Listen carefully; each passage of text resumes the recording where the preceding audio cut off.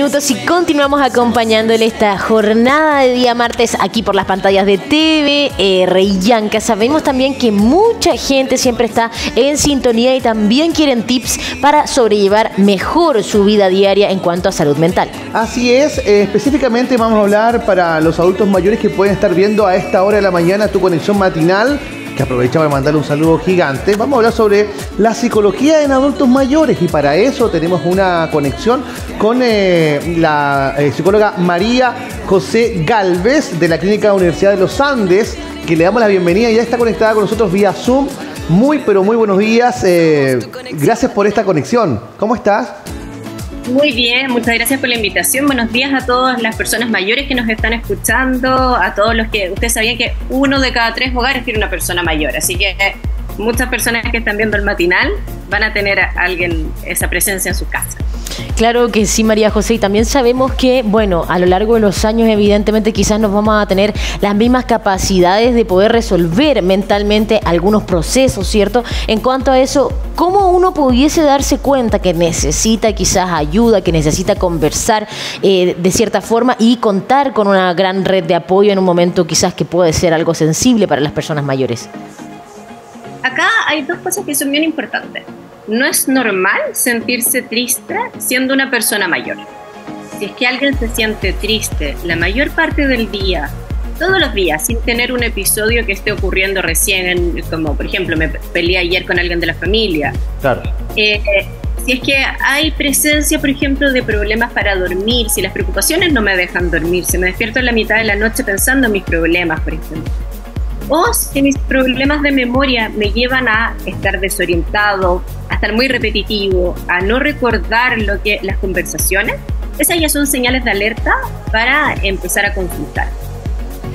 María José, bueno, habla sobre comenzar a consultar, ¿no? Pero en primera instancia, si yo tengo quizás en mi casa un adulto mayor, ¿cierto? Y estoy notando, ¿cierto? Ciertas acciones, ¿verdad? O lo siento que está media triste generalmente, lo que tú comentas, ¿qué sería lo primero que yo tendría que hacer? ¿Siempre inmediatamente acudir a un especialista o bien tengo otras herramientas para poder entender qué le está pasando o cómo poder ayudar?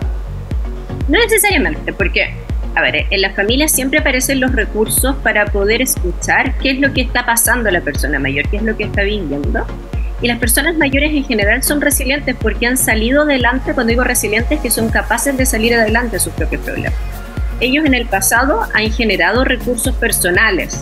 A todos les ha pasado o haber tenido situaciones críticas, poder lograr tener los recursos propios para salir adelante, poder ocupar los recursos tanto de salud, tanto social. Pero si es que lo que le está pasando es tan recurrente y influye tanto en su calidad de vida, que la persona, uno ve notoriamente que lo está pasando muy mal, si es que llora, está muy triste, no tiene posibilidad de dormir, si es que está consumiendo más alcohol que antes, si es que se está consiguiendo los psicofármacos en la feria porque quiere evadirse, ahí sí ya tenemos que consultar. Puede ser en la red de atención primaria, por ejemplo, que cuenta con psicólogos, o a niveles más de especialidad. Es importante lo que mencionas igualmente porque no solamente es un rol del adulto mayor, sino que también de las personas que puedan estar acompañándoles. En ese sentido, ¿cuál sería lo principal que alguien cercano a estar siendo testigo de una situación así debiese actuar? ¿Cuál sería, digamos, la acción que deberíamos hacer en primera instancia desde casa sin, digamos, tener necesariamente la oportunidad de acercarnos rápidamente a un especialista, sino que yo desde casa, ¿qué puedo hacer, por ejemplo? ¿Cuál sería un tip? Un tip a hacer, como les decía, primero es escuchar. ¿Qué le está pasando a esta persona? ¿Por qué lo siente? Aparece harta presencia de algo que se llaman los pensamientos negativos automáticos, que son estos frases que aparecen del tipo: no me va a resultar, no puedo hacer lo mismo que antes, ya no me siento tan entretenida como antes. A muchos pacientes míos les pasa que dicen: es que ¿sabes qué? Ahora me voy a juntar con mis amigos y después de la pandemia siento que perdí habilidad. Todas estas como frases negativas, yo podría identificarlas y decir: mira, pero esta es una idea tuya, ¿por qué no lo contrastamos con la realidad? ¿Te pasa que tú sigues conversando en la familia y que para todos nosotros es entretenido? ¿Por qué no nos acercamos a otros recursos de apoyo como organizaciones de personas mayores, yo como familiar, ¿cómo puedo ayudarte? Entonces también el ponerme a disposición del otro puede generar un vínculo que es un poco distinto, porque también cuando uno habla de psicología de la vejez, se enfrenta a los propios modelos de envejecimiento. No todas las personas tienen modelos exitosos, entonces tú de cierta forma tienes que entender que si es que tuviste, no sé, un abuelo cascarrabia, si es que tuviste una visión negativa, alguien en tu familia que no era la forma en que tú querías envejecer, vamos a hacer un proceso psicológico para identificar la forma en que tú sí quieres que pasen las cosas y darse cuenta que el modelo que yo pudo haber tenido era una excepción y que en general las personas mayores, y que las teorías nos dicen, la teoría de la selectividad socioemocional nos dice, las personas mayores pueden ser más felices en la vejez. ¿Por qué? Porque a la medida que el tiempo se nos va acabando, me quedo con unas expectativas que son más realistas. Entonces, como decía Borges, si es que, no sé, no te gustaron las lentejas, a los 90 años no te vas a poner a comer lentejas, vas a comer lo que te gusta, te vas a centrar en lo que te hace bien. Oye, María José, bueno, ahora que lo estabas mencionando, recordé que generalmente uno piensa eso, no, es como un lenguaje ya que lo tenemos en nuestro día de vivir cuando, no, oye, que está pesado, que se te puso más viejo. No sé si está rabioso. Anda peleando, no, que está más viejo o más vieja, ¿no? Ahora, eso según lo que tú comentas, eso no necesariamente debería ser así. Podemos vivir una vejez en felicidad y siendo contentos, pero pasa algo, de pronto a ver si tú nos puedes ayudar, en que a veces el exterior, ¿no? Las personas que rodean a los adultos mayores los van dejando un poco de lado y se van apartando un poco de los adultos mayores, y eso también entristece al mismo adulto mayor, ¿no? Porque antes era como, cuando era joven, era el centro quizás de las conversaciones, tenía una opinión que era escuchada constantemente, pero a medida que pasa el tiempo, los años, de pronto los más jóvenes, y eso es un mea culpa de todos, ¿no? Los ignoramos de alguna manera en algún minuto de nuestras vidas, y eso también ocasiona que caigan en temas, digamos, afectamos su salud mental finalmente, de alguna manera. Entonces eso también es un llamado a quienes rodeamos ciertos adultos mayores, ¿no? Sí, y ahí tres cosas.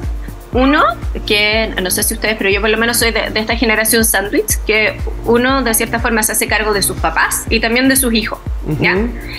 Entonces, varias veces las demandas del medio hacen que se invisibilice un poco a las personas mayores. Entonces, primero hay que tener ojo con eso. En segundo lugar, estamos en la época histórica con mayor brecha tecnológica entre las personas mayores y los niños. Entonces, hay veces en los cuales es como que se hablara idiomas distintos, ¿ya? Pero, entonces, ahí esta generación del medio tiene un gran rol en ir comunicando, hoy en día existen muchos recursos para que las personas mayores vayan alfabetizándose digitalmente.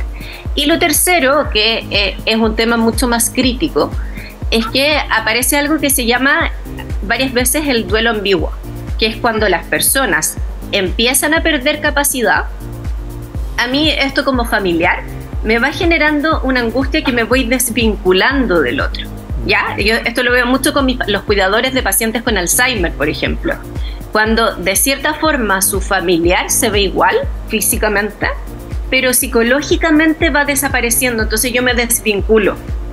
Las teorías de Pauline Boss, por ejemplo, que es una teórica que habla de esto, dice que esto se acentuó con el COVID. ¿Por qué? Porque las personas están con una ausencia psicológica, siendo que la persona mayor está presente. ¿Se entiende? Sí. Sí, se entiende en algo el punto que nos comentas, María José, y efectivamente, bueno, a mí me causa algo de emoción la situación, porque es algo que yo creo que a todos de cierta manera o nos ha tocado vivir o hemos tenido que presenciar. En ese sentido, ¿cómo podríamos efectivamente ayudar a mejorar el estado de ánimo a quienes quizá en este momento se encuentran en una tercera edad que está siendo difícil, que se sienten aislados totalmente, que de cierta forma no ven una salida a la situación, efectivamente, porque ya no cuentan con las mismas habilidades sociales, porque ya físicas tampoco tienen las mismas capacidades? cómo poder darle una esperanza, ¿no? O cambiarles ese chip de, oye, los años que te quedan, aprovéchalos, sal a pasear, acércate a la junta de vecinos. ¿Cómo poder lograrlo efectivamente? Ahí lo primero que tenemos que hacer es fomentar esta comunicación, darles a conocer, como decíamos, que no es normal aislarse en la vejez, no es normal sentirse triste en la vejez. Hay un componente educativo que puede ser muy relevante, decir, a ver, tengamos expectativas súper realistas y medibles. Entonces, ¿qué pudiéramos hacer para que tú participes mejor? ¿Qué te gustaba antes? Retrocedamos un poco, a ti te gustaba el tejido. Entonces, ¿qué tal si es que empezamos a tejer juntos y después yo te acompaño a tus primeras sesiones en la junta de vecinos? Y una vez que ya empieza a funcionar y la persona mayor se da cuenta que puede hacer más actividades y que puede estar activo, esto continúa. Pero el primer empujoncito, ojalá nosotros cooperemos en que resulte, ¿ya? Porque hay algo que se llaman los esquemas cognitivos. Los esquemas cognitivos muchas veces son muy cerrados. Entonces yo tengo una idea de mí mismo como que el tiempo se me acabó.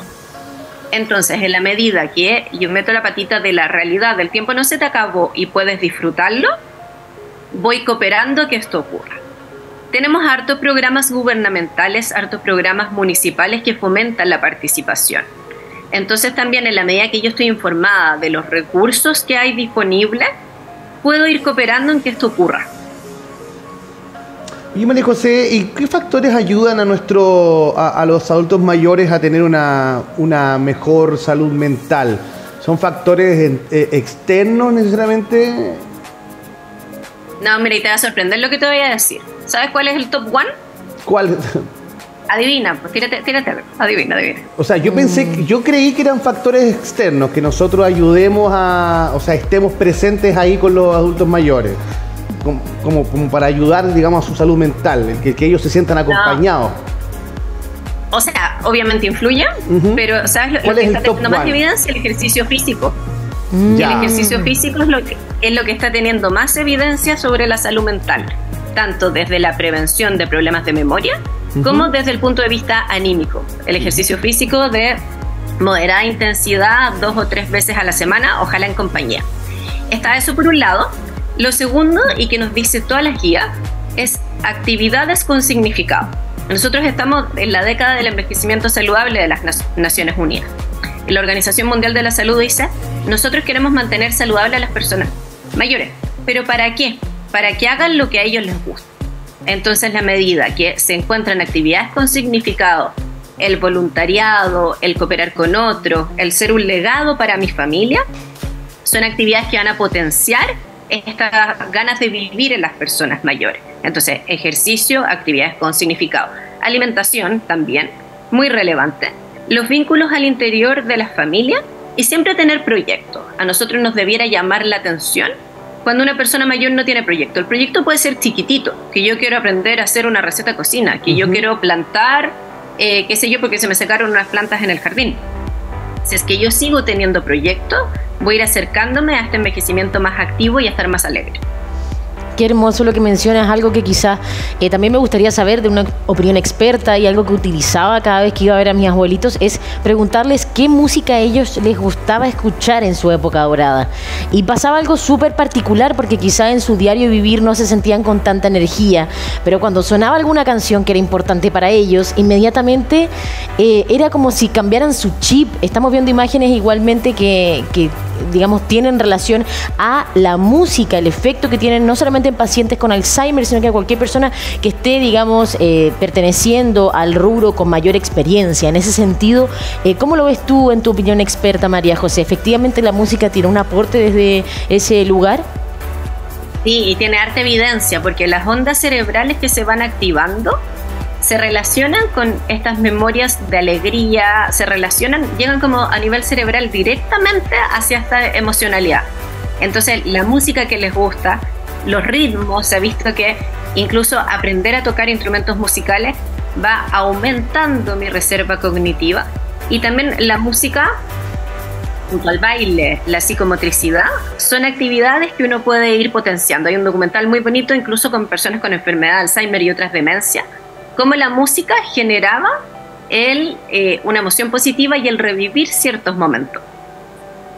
María José, cuando intentamos motivar, ¿cierto?, a algún adulto mayor a salir de la casa, ¿cierto?, a tener actividades al aire libre, a conocer nuevas experiencias, ¿cierto?, como a lo mejor nunca en su vida ha pescado, no sé, un ejemplo, y motivar a que vamos a pescar, aprendamos, qué sé yo, pero se niegan, o sea, que prefieren estar más tiempo en la casa, no salir, que están cómodos ahí.